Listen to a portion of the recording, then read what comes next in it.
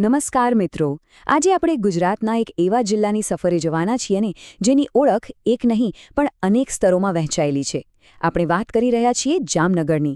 આ એક એવો જિલ્લો છે જેનો ઇતિહાસ જેટલો ભવ્ય અને પ્રાચીન છે એટલું જ એનું આધુનિક અર્થતંત્ર પાવરફુલ છે.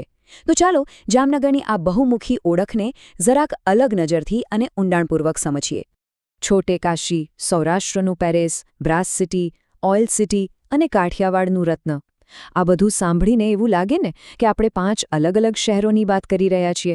પણ ના, આશ્ચર્યની વાત તો એ છે કે આ બધા જ વિરોધાભાસી નામો માત્ર એક જ જિલ્લાના છે. હવે વિચારો, એક જ જગ્યા કેવી રીતે ધાર્મિક વેદોનું કેન્દ્ર અને સાથે જ વિશ્વનું સૌથી મોટું ઔદ્યોગિક હબ હોઈ શકે.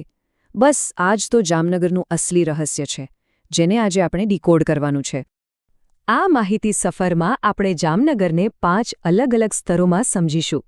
પહેલું, કાઠિયાવાડનું રત્ન. બીજું, તેની ભૂગોળ અને વસ્તી. ત્રીજું, તેનો ઇતિહાસ અને રાજવી વારસો. ચોથું, તેની આધુનિક આર્થિક મહાસત્તા. અને છેલ્લે તેનો અદ્ભુત સાંસ્કૃતિક અને કુદરતી વારસો. તો ચાલો શરૂ કરીએ સૌથી પહેલા વિભાગથી, કાઠિયાવાડનું રત્ન અને તેની સીમાઓ. જો ભૌગોલિક રીતે જોઈએ તો જામનગર સૌરાષ્ટ્રમાં બરાબર એવી જગ્યાએ આવેલું છે જ્યાંથી તેની સરહદો 4 મુખ્ય જિલ્લાઓ સાથે જોડાય છે. આ જિલ્લાઓ છે મોરબી, રાજકોટ, પોરબંદર અને દેવભૂમિ દ્વારકા. પણ આટલું જ નહીં, ઉત્તરે કચ્છનો અખાત તેને એક વિશાળ અને બહુ જ મહત્વનો દરિયાકિનારો આપે છે. અને પાછું એનું થોડું કનેક્શન કચ્છના નાના રણ સાથે પણ છે. આ જમીન અને વિશાળ દરિયાનું જે અનોખું કોમ્બિનેશન છે ને, એ જામનગરને વ્યૂહાત્મક રીતે એટલે કે સ્ટ્રેટેજિકલી ખૂબ જ પાવરફુલ બનાવે છે. હવે આગળ વધીએ આપણા બીજા વિભાગ તરફ, ભૂગોળ અને વસ્તી વિષયક માહિતી. જરા આંકડાઓ પર નજર કરીએ. જો 2011ના ડેટા પર નજર કરીએ ને તો જામનગરની વિશાળતાનો અંદાજ તમને આવી જ જશે. તેનું ક્ષેત્રફળ આશરે 14,000 ચોરસ કિલોમીટર છે, મતલબ કે ઘણો મોટો વિસ્તાર. અને આટલા વિશાળ વિસ્તારને કારણે તેની વસ્તી ગીચતા માત્ર 152 વ્યક્તિ પ્રતિ ચોરસ કિલોમીટર છે, એટલે કે એકદમ ખુલ્લો અને મોકળાશવાળો વિસ્તાર. જાતિ પ્રમાણની વાત કરીએ તો 1000 પુરુષો અને 939 સ્ત્રીઓ છે અને કુલ સાક્ષરતા દર 73% છે. આ આંકડાઓ આપણને એકદમ સ્થિર અને સતત વિકસતા સમાજની સ્પષ્ટ ઝલક આપે છે. અને આટલા મોટા વિસ્તારની બરાબર વચ્ચે જામનગર શહેરનું ભૌગોલિક સ્થાન બહુ જ ઇન્ટરેસ્ટિંગ છે. જુઓ, મૂળ જામનગર શહેર 2 મુખ્ય નદીઓ રંગમતી અને નાગમતી આ બંનેની બરાબર વચ્ચે વસેલું છે. આ બંને નદીઓએ સદીઓથી આ શહેરને પીવાનું પાણી પૂરું પાડ્યું છે અને તેના વિકાસમાં ખરા અર્થમાં એક જીવાદોરીનું કામ કર્યું છે.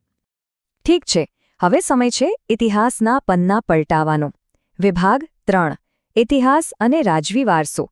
હાલાર પંથની ઐતિહાસિક ગાથા. જામનગરનો ઇતિહાસ ખરેખર આપણે ધારીએ છીએ ને એના કરતાં ઘણો વધારે જૂનો છે.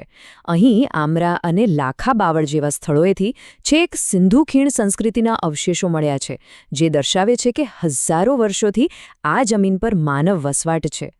ત્યારબાદ ઈસવીસન 1540માં જામ રાવલજીએ નાગમતી નદીના કાંઠે નવાનગર સ્ટેટ એટલે કે આજના જામનગરની સ્થાપના કરી. જામ હાલાજીના નામ પરથી આખો વિસ્તાર હાલાર પંથક કહેવાયો. અને છેલ્લે 1960માં જ્યારે આપણું ગુજરાત રાજ્ય બન્યું ત્યારે જામનગર એક મહત્વના જિલ્લા તરીકે તેમાં વિધિવત રીતે સામેલ થઈ ગયું. આ લાંબા ઇતિહાસમાં આમ તો શૂરવીરતાની અનેક કથાઓ છે, પણ એક સવાલ અહીં વારંવાર પૂછવામાં આવે છે. શું તમને ખ્યાલ છે કે કઈ ઐતિહાસિક ઘટનાને સૌરાષ્ટ્રનું પાણીપત કહેવામાં આવે છે? એનો જવાબ છે ધ્રોલ ખાતે થયેલ ભૂચર મોરીનું યુદ્ધ. આ કોઈ સામાન્ય યુદ્ધ નહોતું મિત્રો. આ કાઠિયાવાડી મહેમાનગતિ અને આશરા ધર્મનું એક જીવતું જાગતું ઉદાહરણ હતું. વાત એમ હતી કે મુઝફ્ફર શાહ ત્રીજો મુગલ સેનાથી બચવા જામનગર આવ્યો ત્યારે જામ સતાજીએ તેને શરણ આપ્યું. આ મિત્રતા અને આશરાનો ધર્મ નિભાવવા માટે જામ સતાજીએ પોતાની સેના સાથે વિશાળ મુગલ સેનાનો સામનો કર્યો અને પોતાનું બધું જ દાવ પર લગાવી દીધું. આ અપ્રતિમ બલિદાનની યાદમાં આજે પણ ત્યાં શહીદ વન આવેલું છે, જે ખરા અર્થમાં વફાદારીની કથા છે. હવે માત્ર યુદ્ધો જ નહીં, અહીંના રાજવીઓએ કળા, રમતગમત અને વિકાસમાં પણ બહુ મોટું યોગદાન આપ્યું છે. દાખલા તરીકે, જામ વિભાજીએ ત્યાં એક સંગીત શાળા શરૂ કરી હતી, જ્યાં ધ્રુપદ ગાયન શૈલી શીખવવામાં આવતી. પછી જામ રણજીતસિંહજીને તો કોણ નથી ઓળખતું. તેઓ એક મહાન અને દીર્ઘદ્રષ્ટા ક્રિકેટર હતા. અને હા, એમના જ માનમાં આજે આખા ભારતમાં આપણે રણજી ટ્રોફી રમીએ છીએ. અને પ્રજાપ્રેમની વાત આવે તો જામ રણમલજીને યાદ કરવા જ પડે. જ્યારે ભયંકર દુકાળ પડ્યો ત્યારે લોકોને રોજગારી અને પીવાનું પાણી મળી રહે એ માટે એમણે લાખોટા તળાવ અને પેલેસનું નિર્માણ કરાવ્યું. ખરેખર આ રાજવીઓએ જ જામનગરનો પાયો એકદમ મજબૂત કર્યો છે. ચાલો હવે ભૂતકાળના આ ભવ્ય વારસામાંથી સીધા જ વર્તમાનમાં આવીએ. વિભાગ 4 આધુનિક આર્થિક મહાસત્તા, પિત્તળથી લઈને ક્રૂડ ઓઇલ સુધી. અહીં એક આંકડો છે, અંકે 1. આ નંબર 1નો અર્થ બહુ જ મોટો છે મિત્રો. જામનગરના મોટી ખાવડી ખાતે રિલાયન્સ ઇન્ડસ્ટ્રીઝ દ્વારા સ્થાપિત દુનિયાની નંબર 1 એટલે કે સૌથી મોટી ક્રૂડ ઓઇલ રિફાઇનરી આવેલી છે. વિશ્વભરના દેશોમાંથી આવતા ક્રૂડ ઓઇલને અહીં લાવીને શુદ્ધ કરવામાં આવે છે. અને આ જ કારણ છે કે આજે દુનિયા આખી જામનગરને ઓઇલ સિટી તરીકે ઓળખે છે. છે ને ગર્વની વાત? પણ વાત અહીંયા અટકતી નથી. અહીંનું અર્થતંત્ર માત્ર ઓઇલ પર નથી ચાલતું. જામનગરની જમીનમાં બોક્સાઇટ અને જીપ્સમ જેવા ખનિજોનો બહુ મોટો ભંડાર છે. વળી અહીંના પિત્તળના વાસણો અને અન્ય પ્રોડક્ટ્સ એટલા પ્રખ્યાત છે કે આખા દેશમાં તેને બ્રાસ સિટી તરીકે ઓળખવામાં આવે છે.